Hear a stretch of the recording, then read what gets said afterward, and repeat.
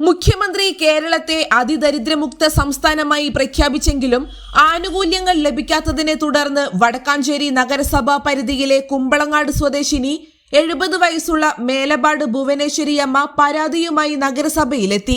അവിവാഹിതയായ ഭുവനേശ്വരിയമ്മ വർഷങ്ങളായി വീടിനും സ്ഥലത്തിനു വേണ്ടി നഗരസഭയിൽ കയറിയിറങ്ങുകയാണ്. സർക്കാരിൽ നിന്ന് ലഭിക്കുന്ന ക്ഷേമ പെൻഷൻ മാത്രമാണ് ഇവരുടെ ഏക ഉപജീവന മാർഗം. എന്നാൽ ഈ തുക ഭക്ഷണത്തിനോ മരുന്നിനോ പോലും തികയുന്നില്ലെന്ന് അവർ പറയുന്നു.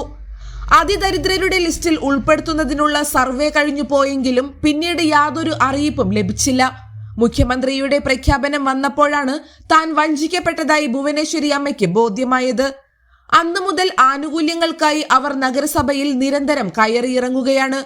തനിക്ക് വീടും സ്ഥലവും ഉടൻ അനുവദിച്ചില്ലെങ്കിൽ നഗരസഭയുടെ മുൻപിൽ അനിശ്ചിതകാല നിരാഹാര സമരം ആരംഭിക്കുമെന്നും അവർ അധികൃതരെ അറിയിച്ചു. വടക്കാഞ്ചേരി നഗരസഭാ പരിധിയിൽ ഭുവനേശ്വരി അമ്മയെ പോലെ നൂറുകണക്കിന് ആളുകൾ അതിദരിദ്രരായി ഇപ്പോഴും ദുരിതമനുഭവിക്കുന്നുണ്ടെന്ന് DCC general secretary K. Ajith Kumar ആരോപിച്ചു.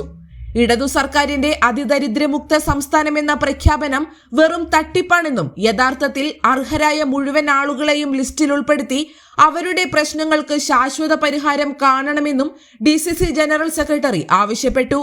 ഈ വിഷയത്തിൽ നഗരസഭ അടിയന്തരമായി ഇടപെടണമെന്ന ആവശ്യവും ശക്തമായിട്ടുണ്ട്.